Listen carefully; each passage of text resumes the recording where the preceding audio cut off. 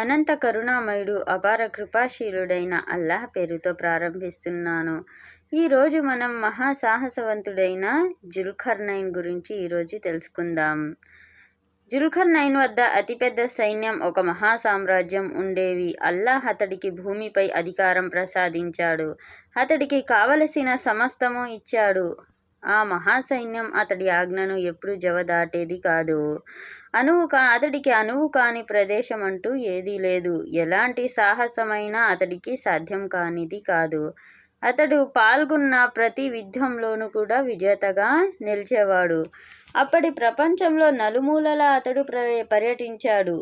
తూర్పు నుంచి పడమర వరకు ప్రతి చోటికి వెళ్ళాడు. ఒక ప్రదేశంలో ఒక పెద్ద సరస్సు వద్ద నీరు బురదతో కలిసి బుడగలుగా వస్తుండటాన్ని చూశాడు.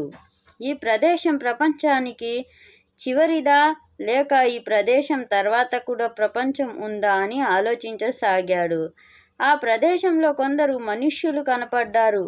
వాళ్ళు దైవం గురించి తెలియని అవిశ్వాసులు, పరమ దుర్మార్గులు. ప్రజలను దోచుకోవడం, హత్యలు చేయడం వృత్తిగా బ్రతుకుతున్న వాళ్ళు.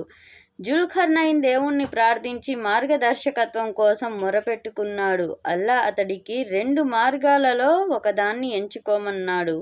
జుల్కర్నైన్, వారిని శిక్షించు లేదా వారిపై దయ చూపించు. జుల్కర్నైన్ తన సైనికులతో, మనం ఇక్కడ దుర్మార్గులను శిక్షిద్దాం. వాళ్ళు ప్రభు వద్దకు వెళ్ళిన తర్వాత మళ్ళీ తగిన శిక్షను పొందుతారు. అయితే మనం మంచివారిని దయతో చూద్దాం అన్నాడు. జుల్కర్నైన్ ఆ ప్రజలను సంస్కరిస్తూ అక్కడ కొంతకాలం గడిపాడు. అక్కడ న్యాయస్థానాన్ని స్థాపించిన తర్వాత, మంచివారిని అక్కడ పాలకులుగా నియమించిన తర్వాత వారి నుంచి సెలవు తీసుకొని వెళ్ళిపోయాడు. జుల్కర్నైన్ మహాసాహసి అయిన పాలకుడు. తూర్పు దిశగా ప్రయాణం చేశాడు. అవిశ్వాసులను సంస్కరిస్తూ వారితో యుద్ధాలు చేస్తూ తన సైన్యంతో యాత్ర కొనసాగించాడు.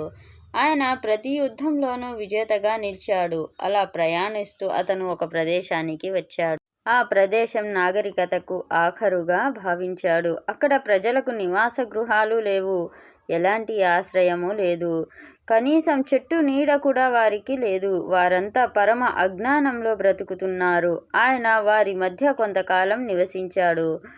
వారికి సంస్కారాన్ని నేర్పాడు, నాగరికతను నేర్పాడు. వారికి అల్లాహ్ గురించిన బోధనలను బోధించాడు.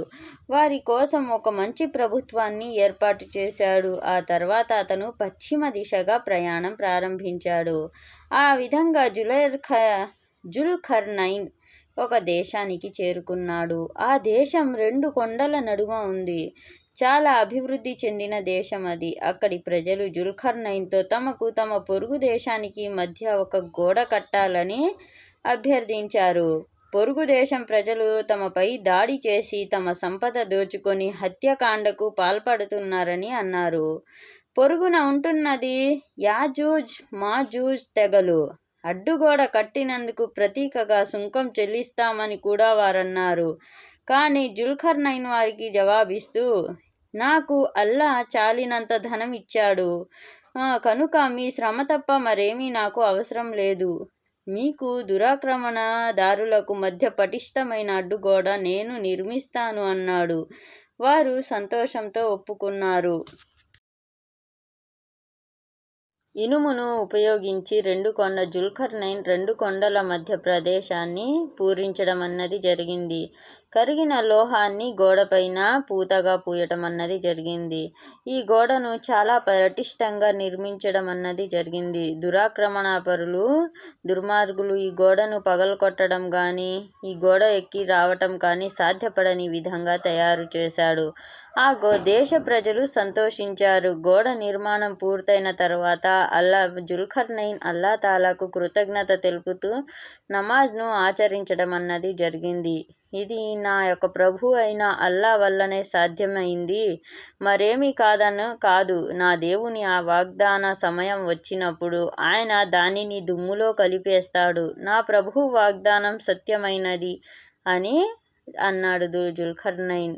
ఈ విధంగా ఈరోజు మనం మహాసాహసవంతుడైన జుల్కర్నైన్ యొక్క గొప్పతనాన్ని గురించి మనం తెలుసుకోవడం అన్నది జరిగింది. అల్లా మనకు వినే భాగ్యాన్నే కాకుండా ఆచరించే భాగ్యాన్ని ఇవ్వాలని కోరుతున్నాను. ఆమీన్.